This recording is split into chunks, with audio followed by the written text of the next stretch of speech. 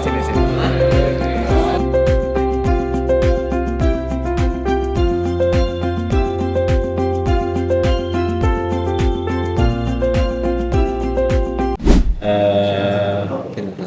Untuk nama Bapak sendiri siapa namanya dan sebagai apa di lingkungan ini ya di lingkungan ini.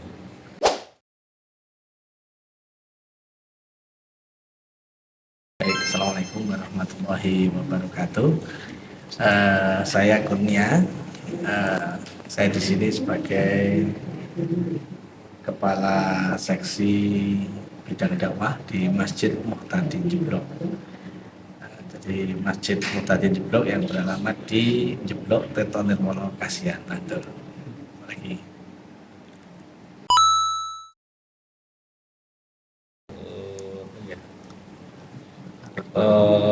Latar belakang bisa ada masjid di sini tuh gimana?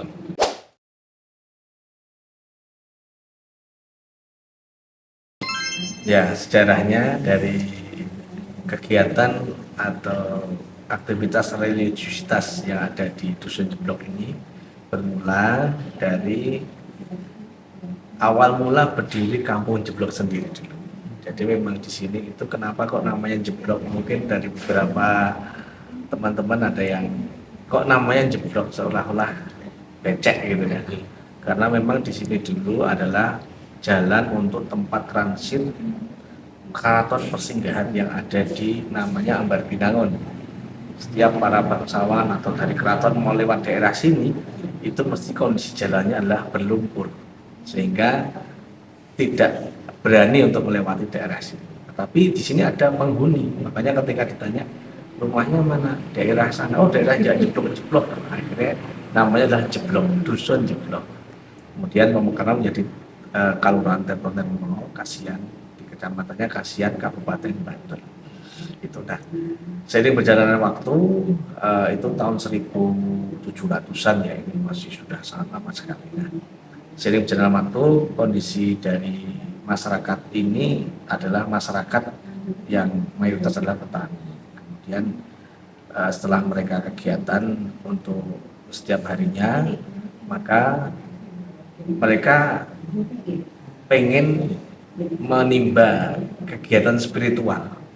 Di sini ini paling dekat dengan kegiatan spiritual yang ada di daerah Patok Negoro, yaitu yang berada di daerah Senggotan. Di situ ada makam makam dari Krapia. Di situ ada masjid namanya Masjid Patok Negoro. Jadi Masjid Patok Negoro itu ada 4 di DIY ini sebagai batas wilayah untuk membina kaum santri yang ada di wilayah DIY ini. Dan 4 salah satunya yaitu yang di Patok Negoro yang ada di Senggotan atau Ndokilan Kauman. Nah, kami mendapatkan siraman rohani zaman dulu itu dari kiai-kiai yang ada di Patok Negoro tersebut. Nah, saat itu kami belum memiliki tempat ibadah, maka untuk pertemuan-pertemuan yang bersifat siraman rohani, akidah, kemudian ibadah dan sebagainya itu kami bertempat di salah satu pamong yang ada di kelurahan, yaitu yang disebut dengan namanya Bapak Pujo. Di situ adzan masih naik di atas pohon karena belum ada listrik ya. Ini terjadi tahun 1900 ya 40-an 50-an lah, itu masih di situ. Kemudian berpindah di sebelah masjid ini ada dulu namanya rumah joglo, kebetulan dimiliki oleh simbah saya namanya Simbah Harjo Utomo. Itu punya rumah besar lah, dalam orang-orang Jawa itu kan joglo. Kemudian dipakai untuk kegiatan religius itu sekitar tahun 1960 sampai 70-an, sampai mungkin 80-an awal ya. Terus kemudian itu dipakai untuk kegiatan sholat, untuk ngaji ya. Jadi boleh dikatakan itu namanya dulu masih langgar ya. Terus bagaimana kita para warga ini semuanya membutuhkan yang disebut dengan namanya tempat ibadah. Akhirnya Mbah Harjo Utomo tadi menawarkan sebidang tanahnya karena tanahnya luas, mau pilih yang mana, rapat. Kemudian dipilihlah akhirnya yang saat ini dipakai untuk berdirinya Masjid Muhtadin ini tahun 1980. Nah, terus tahun 1980 itu dipilih tanah ini, terus kemudian meletakkan batu pertama berupa pondasi. Cuma waktu itu baru pondasi saja, macet karena nggak ada dana lah. Akhirnya berkembang kita dulu kerja bakti lah untuk membuat batu bata. Setiap giliran warga itu dijatah. Kamu nanti piket ini untuk membuat batu bata, piket ini untuk membuat batu bata. Sampai akhirnya pada singkat cerita 1983 masjid ini berdiri. Dan sampai sekarang digunakan aktivitas. Dulu yang dipakai adalah masjid utama ini, kemudian seiring berjalan waktu penambahan untuk fasilitas, ada serambi, ada dapur dan sebagainya sampai sekarang. Mungkin itu sedikit gambaran tentang kegiatan religiusitas yang di sini adalah untuk agama Islam yang ada di Kampung Jeblok sampai akhirnya sekarang berdiri yang namanya Masjid Muhtadin. Ada lagi mungkin? Kalau masjid ini dibangun secara utuh itu jadinya tahun berapa?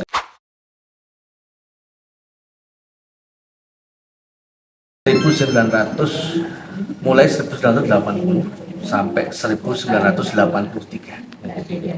Udah kayak begini berarti bentuknya. Bentuknya dulu masih gini ya, cuma masih bangunan utama ini dan nggak seperti ini ya. Nanti bisa dilihat, nggak seperti ini, masih sangat sederhana sekali. Lantainya juga masih semen dan apa-apa. Sini juga belum seperti ini, masih berbentuk masih bolong-bolong gitu kan. Nah, gitu. Kan pernah terjadi gempa Bantul kan? Ya. Nah, gimana respon Masjid Muhtadin terhadap gempa Bantul, kan juga kena kan ya? Dampaknya ya.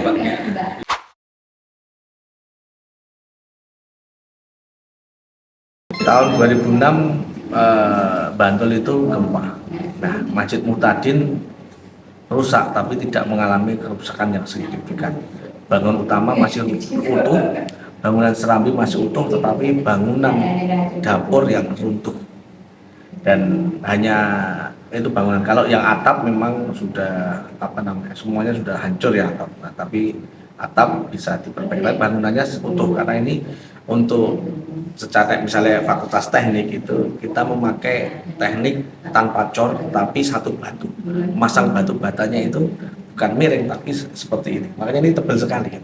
Ini ternyata ini adalah salah satu teknologi zaman dulu yang sangat kuat sekali, dan tanpa cor ya, tanpa cor tapi posisinya adalah di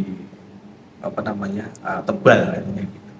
Itu jadi untuk waktu 2006 tidak mengalami dampak yang signifikan, bahkan di sini dipakai untuk posko karena banyak rumah warga yang roboh. Akhirnya kita menjadi tempat posko agar bisa untuk aktivitas untuk tempat tinggal sementara bagi para warga. Gitu. Ya, lagi. Kalau dari pertama dibikin itu kegiatan apa yang dilakukan gitu, pada pertama kali sehingga jadi rutinitas Ya. hingga jadi sekarang.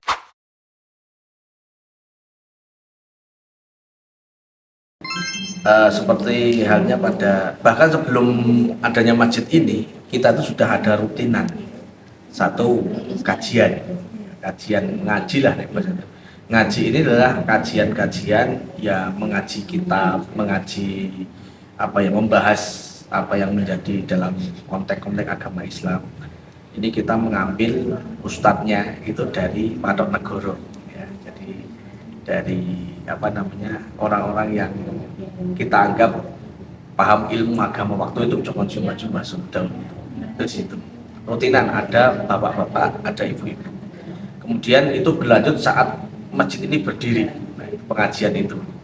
Bahkan masih ada kegiatan itu sampai sekarang, yaitu pengajian itu. Yang kedua adalah khataman Al-Quran. Jadi mulai dari tidak bisa membaca Al-Quran sampai kemudian khatam Al-Quran. Nanti setelah khatam Al-Quran biasanya kita bahasanya ingkungan. Zaman dulu seperti itu juga. Itu sejak sebelum adanya masjid ini juga.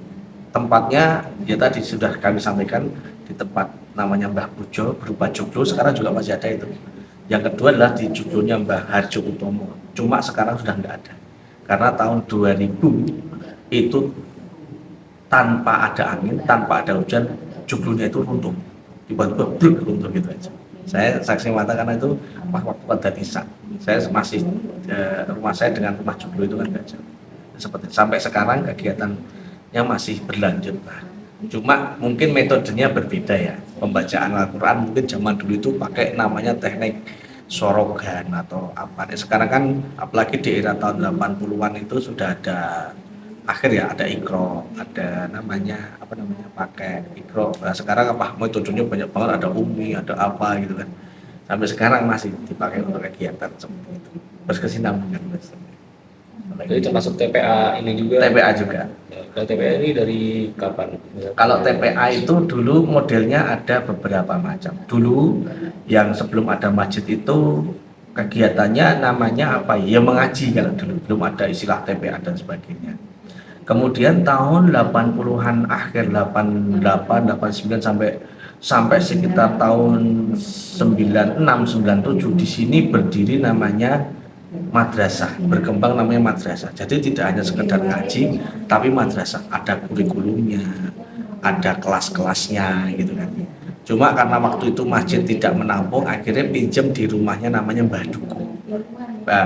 Kemarin disebut Mbah Dukuh karena beliau dukuh pertama di sini, terus kemudian rumahnya juga sama juga kita pakai untuk namanya kegiatan baca tulis Al-Quran. Pada saat itu namanya madrasah.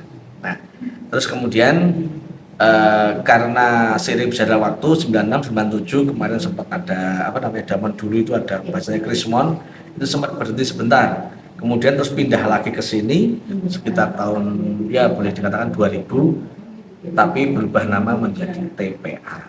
Nah, Taman Pendidikan Al-Quran sampai sekarang. Sekarang itu namanya TPA. Dulu sempat ngaji madrasah, terus sekarang TPA sampai sekarang. TPA untuk saya ada macam-macam, ada yang bapak-bapak itu setiap hari Senin, ibu-ibu setiap hari Rabu. Kalau yang anak-anak sebenarnya Selasa, Kamis, Sabtu. Selasa, Kamis, Sabtu. Terakhir Kang, Apa? pesan Kang Kurnia nih, Ya, kenapa kita harus kembali ke masjid dan ke masjid? ya.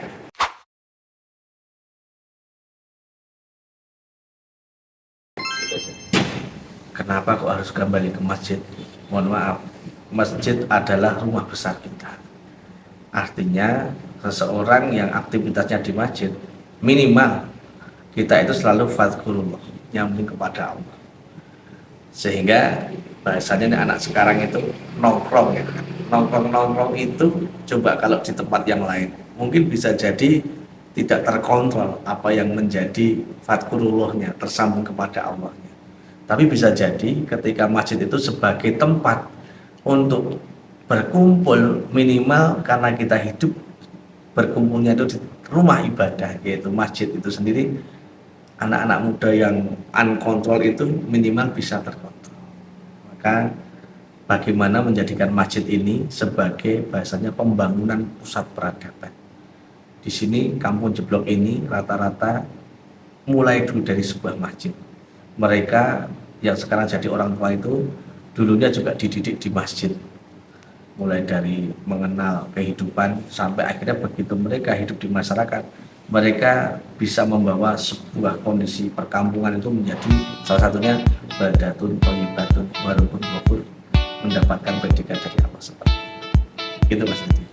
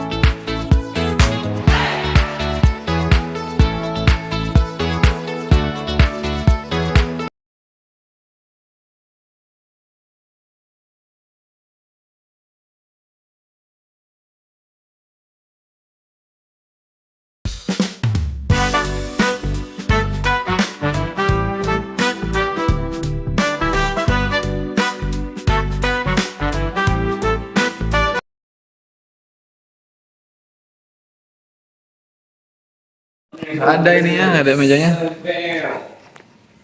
Vlog ya, vlog. Jangan, Cok.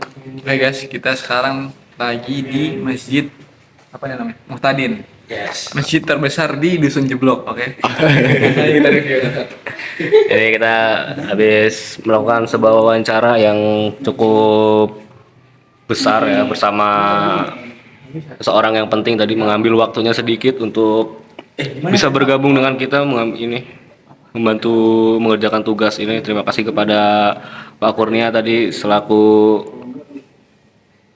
narasumber kita yang telah memberikan jawaban yang cukup jelas terkait perkembangan sejarah dan yang ada di Masjid Muhtadin Dusun Jeblok ini. Terima kasih. Bikin ini aja, Cok. Mau di mana? Atau lu muka gini nih, muka gini nih. Ini muka nih, ini perkenalan nih, perkenalan kelompok nih muka. Nanti di sini tulisin Sutejo, ininya. Oke, kenalin gue. Belum. Enggak, lu diem aja nanti ini kayak gitu. Bilang diem aja, malah bergerak. Videoan tapi. Ya video. Bergerak boleh aja ngomong.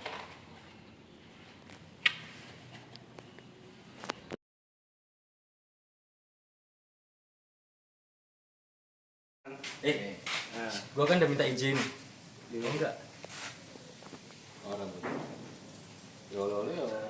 Mau lah. Saya mau dulu. Nah, tadi kita habis melakukan wawancara kecil bersama jangan deket dong. Iya. Habis melakukan wawancara untuk melakukan Allahu Akbar, maling. Alamak. Astagfirullahaladzim. Udah izin belum, boy? Ya udah. Oh. Alamak, Astagfirullahaladzim. Lanjut. Oke, jadi kita habis melakukan sebuah Atraksi. wawancara kecil, dan di sini teman kita setelah melakukan atraksi atau Allahu Akbar di Aduh, Danis. parah banget, Cok. Ya, ulang.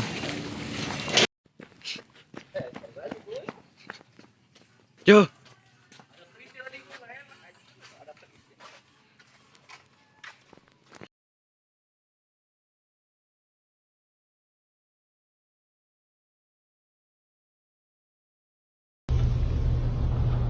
Respond! Say something! Yes, Chief. No, Chief. Maybe, Chief. What is it?